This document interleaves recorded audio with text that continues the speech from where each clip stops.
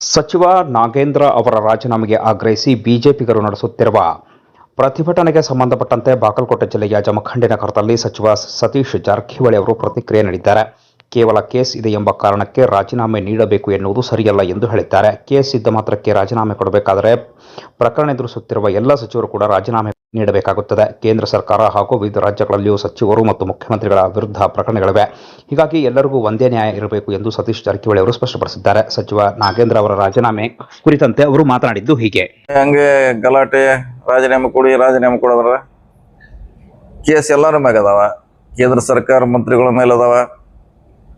ಬೇರೆ ಬೇರೆ ರಾಜ್ಯದಲ್ಲಿ ಎಲ್ಲ ಪಾರ್ಟಿ ಮಂತ್ರಿಗಳ ಮ್ಯಾಗ ಅದಾವ. CM ಮ್ಯಾಗ ಕೇಸ್ ಚಾರ್ಜ್ ಶೀಟ್ ಅದಾವ. ಮತ್ತು ಅವರೆಲ್ಲರೂ ಅದಾರಲ್ಲ, ಮತ್ತು ಇವ್ನಿಗೆ ಯಾಕೆ ಅನ್ನೋದು ಪ್ರಶ್ನೆ. ಈಗ ನಮ್ಮ ಪಕ್ಷದಿಂದ ಎಲ್ಲರಿಗೂ ಒಂದಾಗಬೇಕಲ್ಲ ನ್ಯಾಯ. ಈಗ ಮೊನ್ನೆ ಒಂದು ಲಿಸ್ಟ್ ಬಂದಿಲ್ಲ, ಸುಪ್ರೀಂ ಕೋರ್ಟ್ನಾಗ ಒಂದು ದಾಖಲೆ ಮಾಡ್ಯಾರ. 8 ಮಂದಿ ಮ್ಯಾಗ 8 ಕೇಸ್ ಹಾಕ್ಯಾರ. ನೋಡಿರ್ಬೇಕಲ್ಲ, ಒಂದು ವಾರದಿಂದ ಬಂದಿದೆ. ಒಬ್ರ ಮ್ಯಾಗ 19 ಅದಾವ, ಒಬ್ರ ಮ್ಯಾಗ 36 ಕೇಸ್ ಅದಾವ. ಕೇಸ್ ಇದ್ದದಕ್ಕೆ ರಾಜೀನಾಮೆ ಕೊಡ್ಬೇಕಾದ್ರೆ ಎಲ್ಲರೂ ಕೊಡ್ಬೇಕಾಯ್ತು. ಯಾರು ಉಳಿದಿಲ್ಲ, ಖಾಲಿ ಆಗ್ತಾರೆ ಎಲ್ಲರೂ. ಯಾರು ಮಂತ್ರಿನ ಆಗೋಲ್ಲ. ಅದಕ್ಕಾಗಿ ನಮ್ಮ ಡಿಮಾಂಡು ಚರ್ಚೆ ಮಾಡ್ರೆ, ಹಂಗೇನು ಪೂರಕವಾಗಿದ್ರೆ ಸರ್ಕಾರ ಅದ್ರ ಬಗ್ಗೆ ನಿರ್ಧಾರ ಮಾಡ್ದಂತ ಹೇಳ್ತಿದ್ದಾರೆ. ಅಂತ ಭಾಳ ಈಗ ಕೇಂದ್ರ ಸರ್ಕಾರದಾಗ ಅರ್ಧ ಮಂತ್ರಿಗಳ ಮ್ಯಾಗ ಕೇಸ್ತಾವ.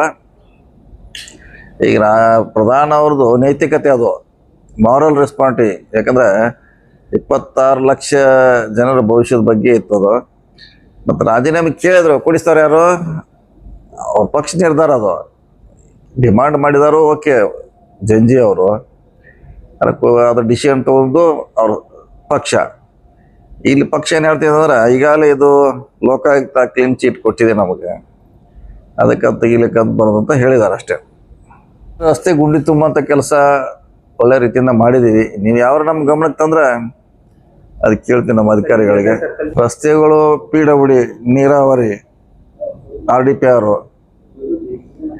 ಇನ್ನೊಂದು 5 ಇಲಾಖೆಗೆ ರಸ್ತೆ ಬರ್ತೈತಿ. ಇದು ನಗರಸಭೆಗೆ ಸಂಬಂಧಪಟ್ಟು ನೀವು ಹೇಳೋದು ಅಂದರೆ ಅದನ್ನು ನಮಗೆ ಮಾಡ್ಲಿಕ್ಕೆ ಬರೋಲ್ಲ. ಅದನ್ನು ನಗರಸಭೆಯವ್ರು ಮಾಡಬೇಕು. ಇರಿಗೇಷನ್ ರಸ್ತೆ ಇರಿಗೇಷನ್ ಮಾಡಬೇಕು. RDPR ಮಾಡಬೇಕು.